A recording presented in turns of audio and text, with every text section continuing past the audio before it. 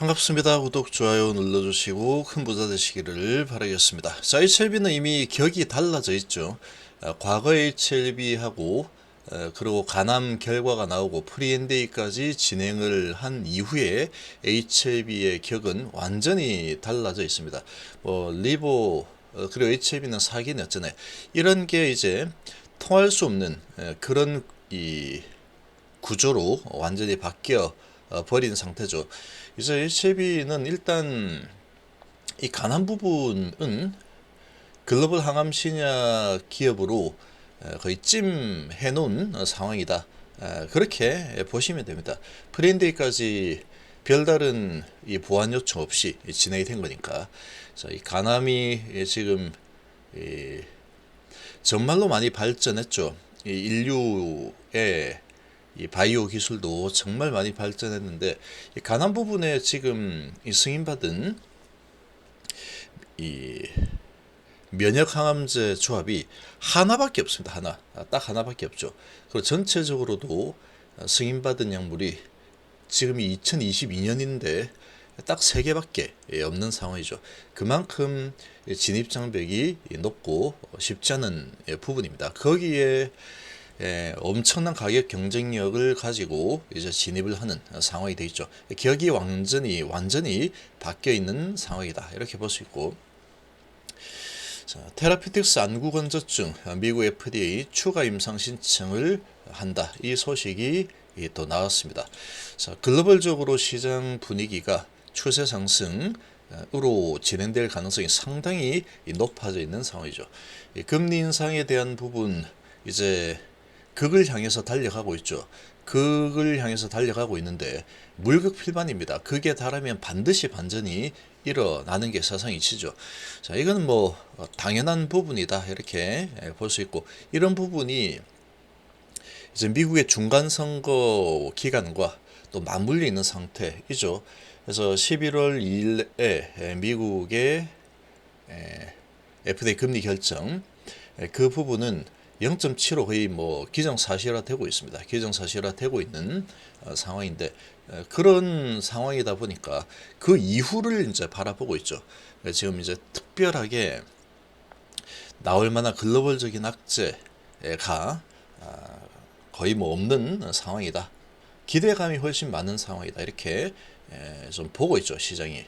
그래서 이제 바닥을 계속 테스트를 하다가 이제 치고 올라가는 그런 시동이 걸리고 있는 모습이다. 이 정도로 좀 보시면 될 것 같습니다. 특히 HLB는 단기 낙폭이 엄청나게 심하죠. 이 골짜기가 심하기 때문에 산이 높게 형성이 될 겁니다. 자, HLB 테라피틱스 미국 FDA 안구 건조증 추가 임상 SPA 신청을 했다. 9시 반에 이 소식이 나왔습니다. 미국 임상 프로토콜 미국 FDA와 함께 논의를 하고 있죠. 내년 2분기경에 추가 임상 진입이 목표입니다. 지금 미국 자회사 리젠트리를 통해서 개발 중인 안구 건조증 치료제 RGN 259의 네 번째 임상 3상 준비에 착수를 했습니다. 자, 네 번째 임상입니다. 지금 HLB 테라피틱스는 RGN 259의 임상 프로토콜에 대한 사전 논의를 위해서 21일 프로토콜 특별평가 제도 신청서를 미국 FDA에 제출을 했다. SPA란 개발사가 제출한 임상의 주요 디자인 및 평가 변수, 통계 분석 방법 등 임상 프로토콜과 임상 통계 분석 계획이 신약 개발과 허가에 필요한 FDA 요구사항을 만족하는지 FDA 검토와 동의를 요청하는 재료, 개발사의 향후 결정된 프로토콜에 따라서 임상을 진행하게 된다. SPA 프로그램을 이용할 경우에 FDA로부터 임상 프로토콜에 대한 검토와 평가를 받을 수 있어서 임상 이후 FDA의 허가 서류 검토 과정에서 잘못된 임상 설계가 도출될 가능성을 최소화할 수 있는 상황입니다.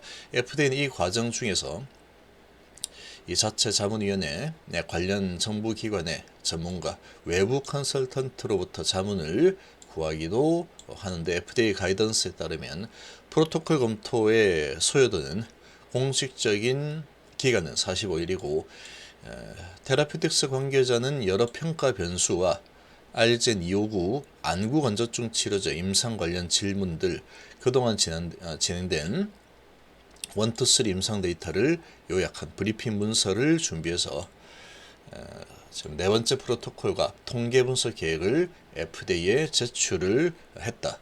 그래서 FDA와 협의해서 네 번째 임상 방향을 확정짓고 조속히 임상이 시작될 수 있도록 최선을 다하겠다. 안구 건조증은 눈물이 부족하거나 지나치게 증발해서 안구 표면이 손상되면서 이물감 건조증을 느끼는 질환, 고령화와 스마트폰 사용 증가, 미세먼지 등 환경 요인으로 환자 수가 꾸준히 늘어나고 있고 늘어난 추세고 글로벌 데이터에 따르면 전 세계 안구 건조증 유병 인구는 2018년 기준으로 1억 250만 명 추산되는데 이게 앞으로 계속 늘 수밖에 없습니다. 상황이. 회선 SP 프로세스가 완료되면 내년 2분기 네 번째 임상 개시가 될 수 있을 것으로 전망이 되고 있다. 자, 이런 소식이 또 나왔죠. 이런 소식이 나왔고 이제 이 ITI 1000에 대한 데이터, ITI 1000에 대한 데이터는 이제 곧 나오겠죠. 곧 나올 상황이다. 이렇게 좀 보시면 돼요. 아직까지 데이터가 완성이 안 됐겠죠. 그러니까 아직까지 소식이 안 나오고 있고 정리되는 대로 받아서 바로 나올 건데 아마도 이번 주쯤에 나올 가능성이 좀 높지 않을까 이렇게 예상을 해볼 수 있겠습니다. 자, 지금 지수를 보시면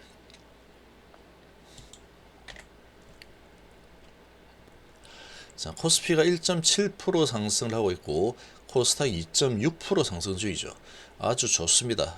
지금 워낙에 많이 내려 있는 상태에서 아주 강력하게 반등이 시도가 되고 있죠.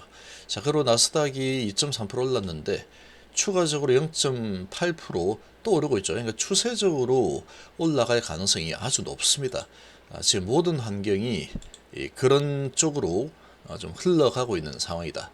이렇게 보시면 되죠.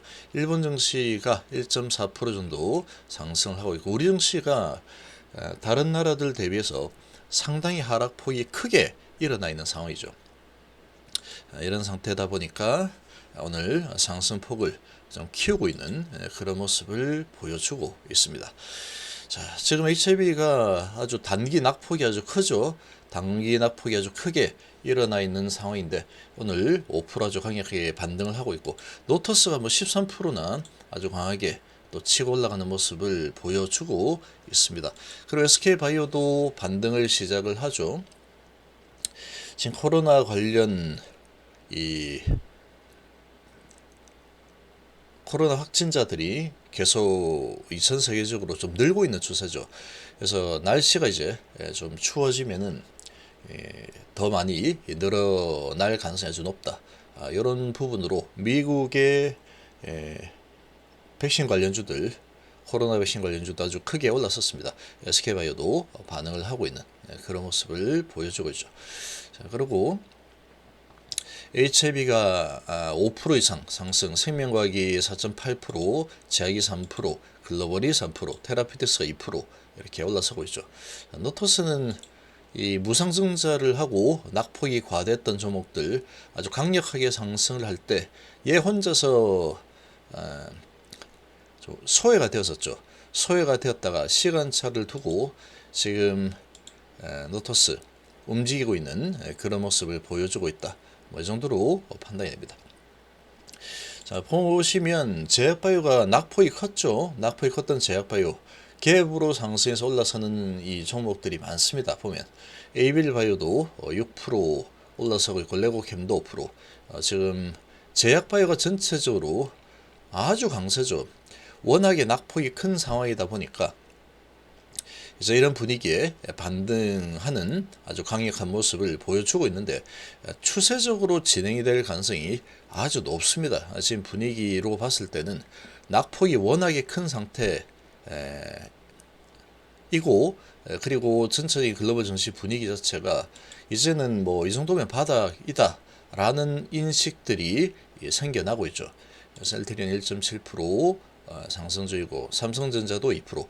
오늘은 전반적으로 시장 전체적으로 다 강세를 보여주고 있죠.